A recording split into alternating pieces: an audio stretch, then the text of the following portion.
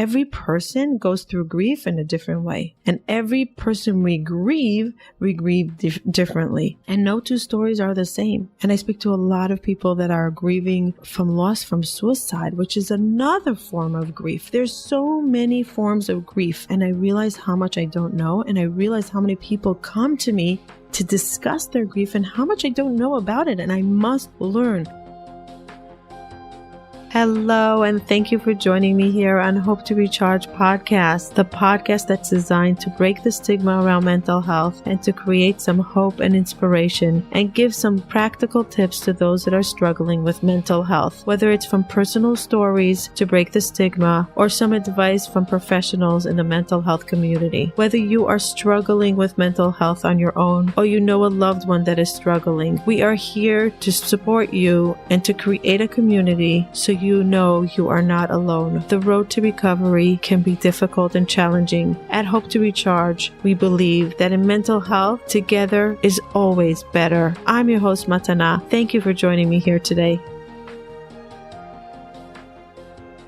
Today's episode is sponsored by BetterHelp.com. Are you looking for online therapy? Are you stuck at home like everyone else? High stress, high anxiety, worried about the future, trying to navigate everything, have a lot of worries, have a lot of emotional roller coaster rides up and down, just like me. BetterHelp.com is one phone call away, one Zoom call away, one text away. It's an online platform for therapy. It's so perfect for now, for coronavirus, for what people are going through now. We can reach out and get the perfect therapist that meets our needs. Don't wait. Check them out. See if you can find somebody. Don't struggle. They're so affordable. They are so affordable. You're sitting at home. Every therapist is working online now. Reach out and get help you need. If you are struggling, don't struggle in silence. I am so grateful that they are giving us 10% off the first month so you can get affordable access to therapy. Go to betterhelp.com/hope to recharge. betterhelp.com/hope to recharge.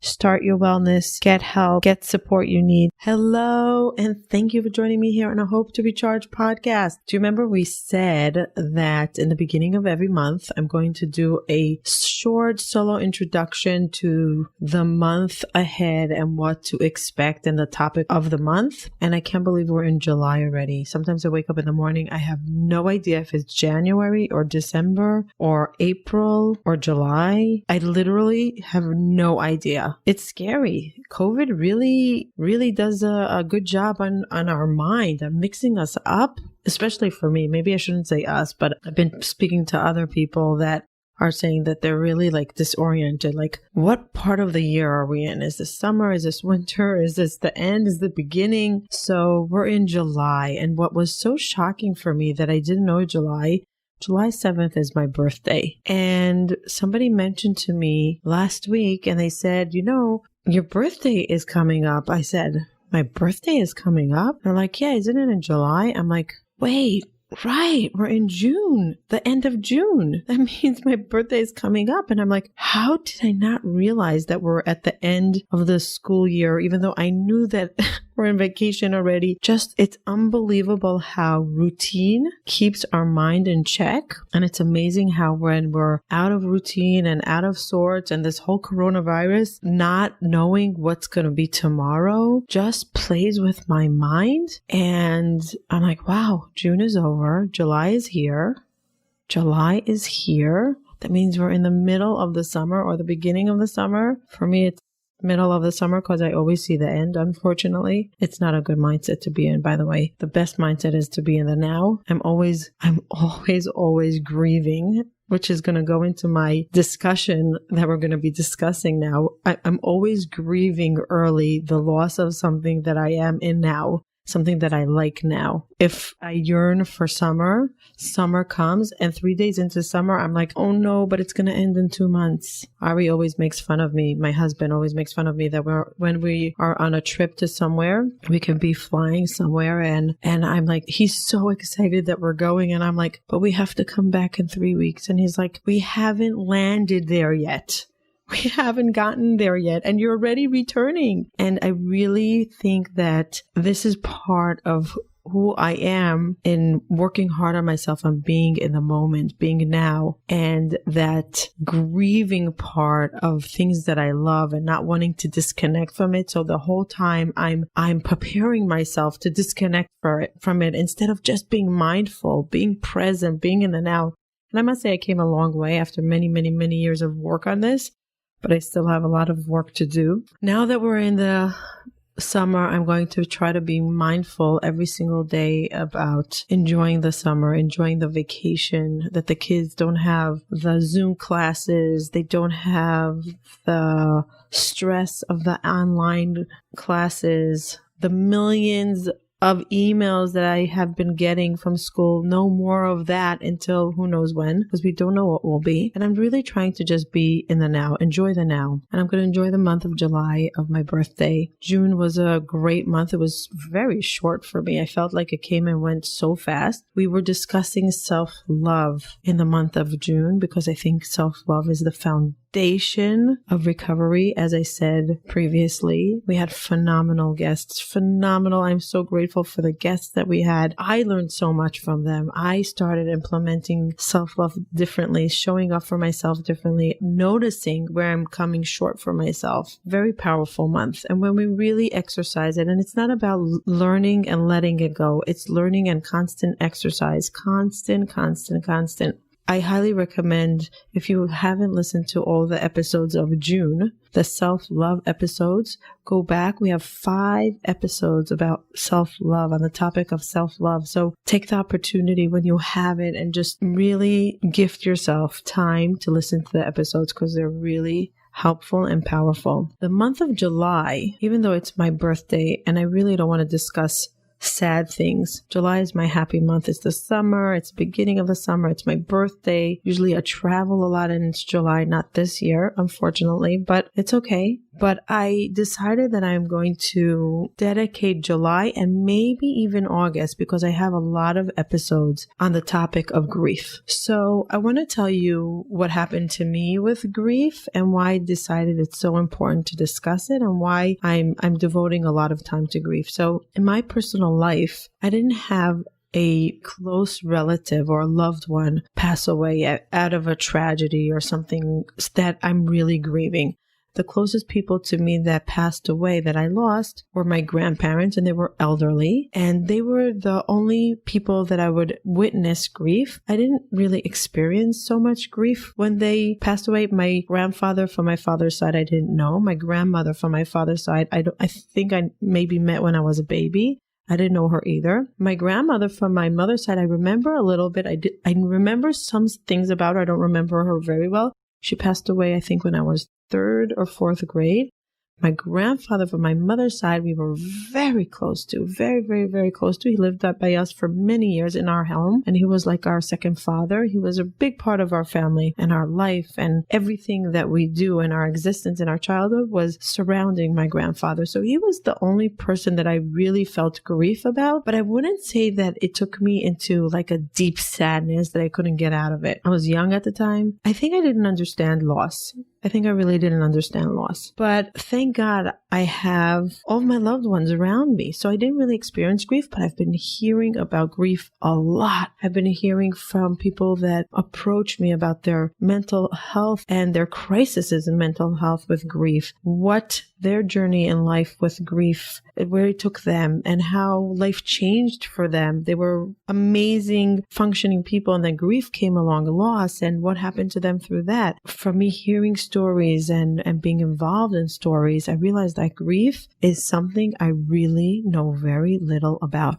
Like really very little about. And a few months ago in March, I think I mentioned this right before COVID, I went to Celine Dion's concert. I think it was her last live concert in her world tour that she did in New York. I bought the tickets a year in advance. I was so excited to go to Celine Dion. And it was on Long Island. I was excited. I went with a friend. And it was right when COVID was starting to think about coming to New York. Like it was, to America. It was still not sure if it's going to leave China and make its way up to other parts of the world. I think Israel was starting to shut down at the time, but still There were still gatherings, still stuff going on. There was no social distancing or anything like that. And I went to her concert, and the concert's name was Courage. She spoke about courage, and she sang a song called Courage, and I encourage everybody to listen to the song Courage by Celine Dion. And she speaks about her showing up after her husband died and her journey in grief and how she had to really have courage. And she talks to courage as if like he needs to hold her and take her through life, not let her down. And courage, show up for me, because this is when I need you most. When I lost my loved one, I lost my everything, and I still have to sing and dance and show up for myself, for my children, for my community, for my passion, for my life. And I remember looking at her and saying, wow, look at this woman. Look how powerful she is. She's like on stage. She's rocking this place, and she's broken inside. Like all I saw was her pain inside, but it's still, she was showing up. She was literally showing up. And I kept on thinking to myself after that night, her song Courage broke my heart, and I was in awe of her, in awe. And I remember saying, how the hell will I ever recover from grief? If someone in my close vicinity will pass away, God forbid, if I experience grief, how will I ever recover? And I remember that night and the week afterwards, I was obsessing over grief. And I was talking to my friends about it. I was talking to my husband about it. And I was starting to research grief, and I was feeling Celine's pain. And suddenly I was feeling everyone's pain around me that was going through grief. And there was that weekend, my husband wasn't feeling well. And I remember saying to him, listen, you have to show up and you have to get out of bed because you cannot be sick. I remember I've been so irrational. And I said, I'm freaking out about grief. I'm scared that you're sick. And then I'm like, maybe you have COVID. Maybe you're going to die. Like right away, my anxiety mind was kicking in and my fear was kicking in. And I was really being very self-centered and very selfish and very not supportive to somebody that's just having, it wasn't corona, it was just the flu. And all I could see was my fear of grief. And then I realized that it's holding me back, and I needed to do a lot of research on grief and how people overcome grief and what is grief. I knew nothing about it. So I started reading books on grief. I started joining online groups on Facebook on grief. I listened to almost every podcast on grief. I realized that the more I learn about it, the more I realized how many people suffer from grief. When I say suffer, that means until they come to a place of understanding their journey in grief, until they heal from it. And there's never 100% healing from grief. Grief, it goes with us till the end of our life, but it goes into different shapes and sizes. And every person goes through grief in a different way. And every person we grieve differently. And no two stories are the same. Grief is, universally, one of the more powerful, intense emotions. Some people, whether due to trauma or conditions like borderline personality disorder, experience all of their emotions on the more intense end of the spectrum, which can be challenging without some support and guidance. For those who frequently experience emotional dysregulation or emotional sensitivity, there is an online dialectical behavior therapy skills solution. Dialectical behavior therapy skills, or DBT skills, are essentially emotional coping skills. Check out emotionallysensitive.com for more information. They have weekly online psychoeducational DBT skills groups attended by students around the globe and co-facilitated by a licensed DBT-trained therapist and a DBT-trained certified life coach who is in recovery from borderline personality disorder herself. Please visit emotionallysensitive.com to learn more and ask any questions you may have about their next program, which starts on July 27th. Enrollment closes at noon Pacific on Sunday, July 26th. Again, visit us at emotionallysensitive.com, and we hope to have you in class with us very soon. And I speak to a lot of people that are grieving from loss from suicide, which is another form of grief. There's so many forms of grief. And I realize how much I don't know. And I realize how many people come to me to discuss their grief and how much I don't know about it. And I must learn. So I really really went deep into this topic. And I said, I owe it to the Hope to Recharge community to bring it up, because many of the stories that come our way are stories of mental illness or traumas that are as a byproduct of unresolved grief, or not grieving in a healthy way. There's a healthy way or not healthy way, or in stages. And what does that even mean, a healthy way of grieving? So I felt that I owe it to my community to really understand grief, even though I didn't go through it. And not only that, I needed for my mental health, because I was obsessing over it. I was fearing it. I was having so much anxiety out of it. And I kept on saying, I said to my EFT practitioner, when I was sharing with him that I'm really struggling with the fear of grief, I said, I'm afraid that I'll never recover. I know the fear and the pain of depression and anxiety. I know how brutal the journey is with depression, and how hard I had to work to get out of depression, and what it's like to constantly, every single day now, to work that I don't go down the dark path, that I stay healthy, mentally healthy, physically healthy, my mindset, my environment, my boundaries, everything about how I exist now is all with the same goal, that I don't want to go down that dark path of depression again. I am so passionate about staying in the healthy path where I am after climbing out of the darkness, that part of me was saying, if I know how hard it was to get out of depression, and grief can be so much worse than depression because there's no hope after you lost somebody that they're going to come back. So what is your hope?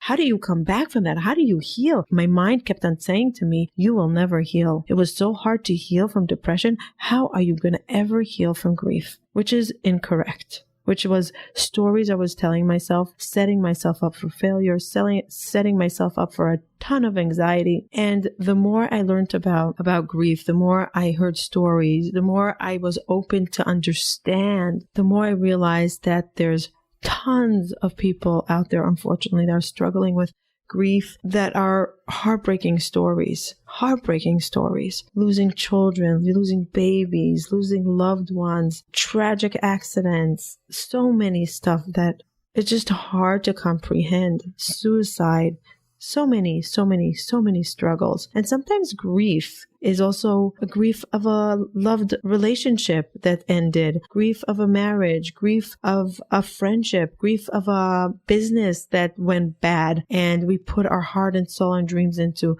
a grief of a dream.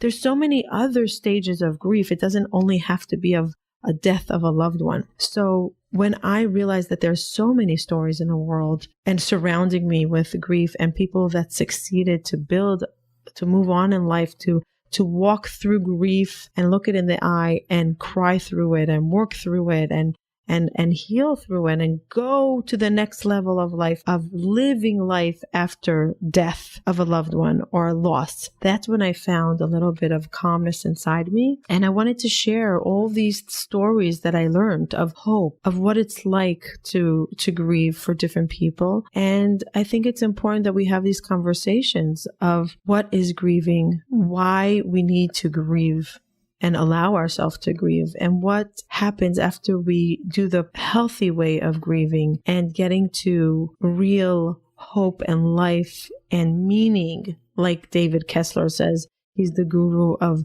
grief. He says that the sixth stage, the last stage, is finding meaning, but it's after so many other stages of hard work. So what are those stages? How do we get through them? Let's hear stories from people that walk through it, people that experience it, people that can tell us we were at the darkest point and now we see light. We were at a point that we didn't want to get up in the morning, and now we run a company and we're happy and we're moving on and we see light and we see love. And I think it's important to share these stories, the stories of courage, the stories of grief in different shapes and sizes, from the personal stories to the professionals that I'm going to bring on that are going to teach us how to grieve in a healthy way. And what does it mean? If there are no two that are the same, so what does it mean, a healthy way?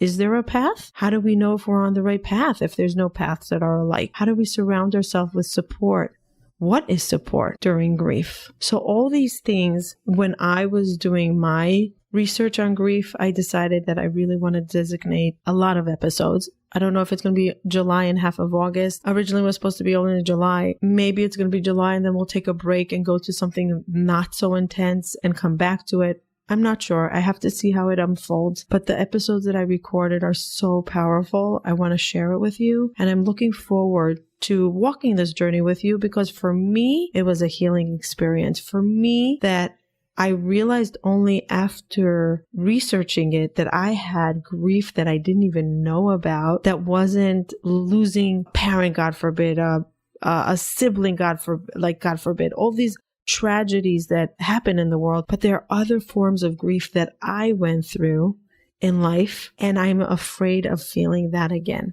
But I never grieved it properly. I never labeled it grief. And that's why I never healed from it. And we have to label these things properly in order to know how to heal from them. So that's why I thought it was so important. And for me, it was so fascinating, my journey. So fascinating.